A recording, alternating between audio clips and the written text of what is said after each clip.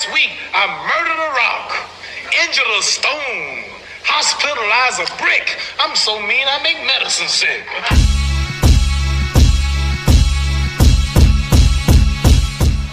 Bob Arum said today so casually. Actually, I haven't. Did I listen to it?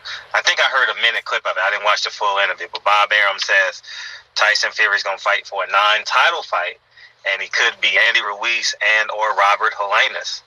That sounds pretty ironic because last year, that would not have been a conversation. Last year, you couldn't touch PBC fighters, especially the heavyweights, especially Andy Ruiz. You know, the fact that he's mentioning his name tells you what I incorporated yesterday. Bob Arum understood the business model of Al Haymon. He knew it was a Ponzi scheme. He knew it was a Al Haymon and what's the man's name? Gosh damn it. He got fired. Now he has his own investment. Damn. Anyhow, Brad something.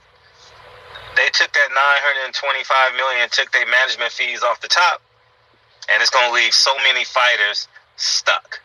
And y'all praising Al Haymon, he's a genius. No, he's not a genius. I'm the genius because I'm the first person to figure it out. Everyone's going to be stuck. Let me tell everybody at PBC, whether you work for PBC or a fighter for PBC or promoter for PBC, you better get your stuff together. All right? Because 2022 is going to be a tough year for PBC. Not unless he gets a big windfall from another investment firm or I don't know. But Al Haymon is filthy rich. Ain't no way in hell in 5 years he spent $925 million. No way, no how. It's not adding up, you know. And I'm encouraging everybody, like Andy Ruiz. He's getting aggressive. He's reaching out to WBC president. What he should have did was call Canelo. That's what he should have did. But the fact that Andy Ruiz is feverly reaching out for a fight on another network is pretty different. And I know you guys are going to compare that to the Anthony Joshua fight and say he reached out to it, but it's a little bit different. It's a little bit different. And Andy Ruiz hasn't fought since last May, and he needs a check. Robert Helenius is a PBC fighter, right? He just beat Kawanaki 2 times. He was one of Deontay Wilder's sparring partners. PBC fighters, hear me out and hear me good. If you are not signed to Luis Coupas or Samson, you're not going to fight on a regular basis. I don't care if you're Earl Spence. I don't care if you're Charlo. I don't care if you're Tank Davis. It ain't happening. The most you will fight is once every 8 months. And those are the words of Fred from Barbershop Conversations, once again, informing people of the situation on the PBC.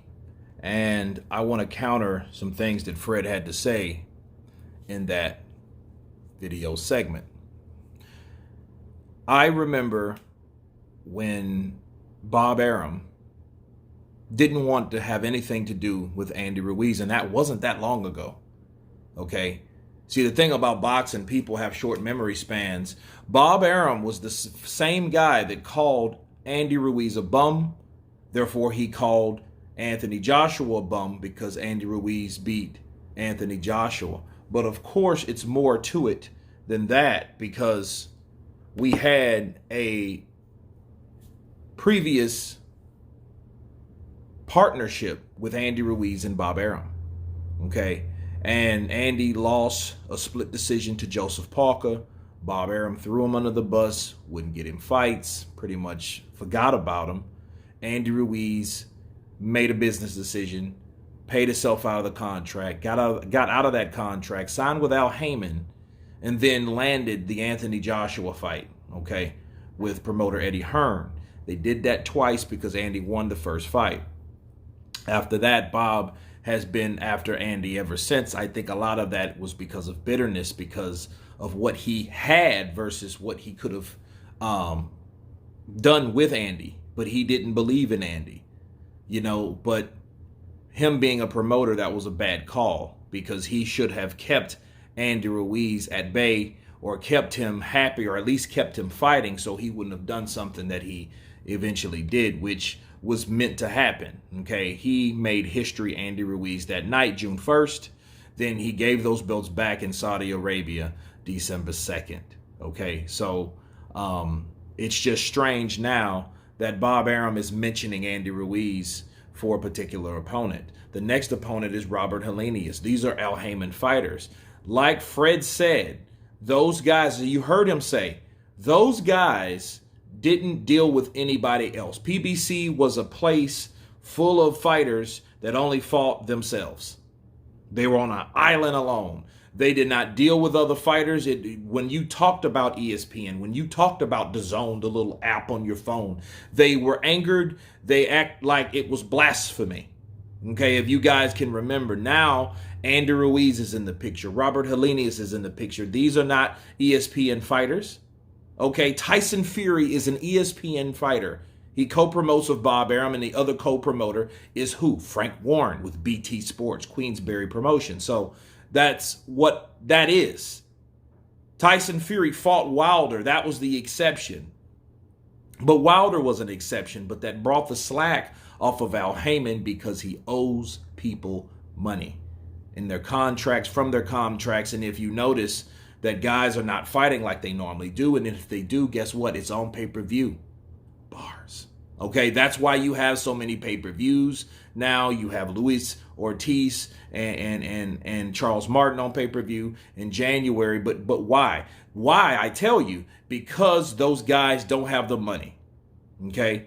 And Steven Espinosa, he is the guy that now is saying, you know what, I don't want it. He is the guy that dropped Deontay Wilder from Showtime. If you can remember, Deontay Wilder, instead of taking the DAZN deal, he went back with Showtime talking about loyalty. The moment he knocked out Dominic Breazeale, they dropped him like a bad habit.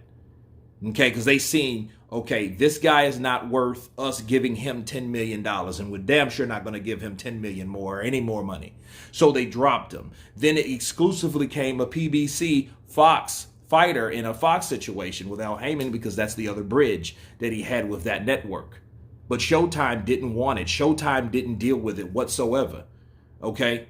So those were like the beginning of the end things that started to happen with Al Haymon and the PBC. With Floyd's money, they had that big Canelo fight. They had to pay Canelo. Then Logan Paul just stated, I didn't even get paid. Like, what the hell? That fight was in June of this year. That's 6 months ago, and you haven't received funds 6 months ago. So that's telling you a lot is going on over there in the sport of boxing.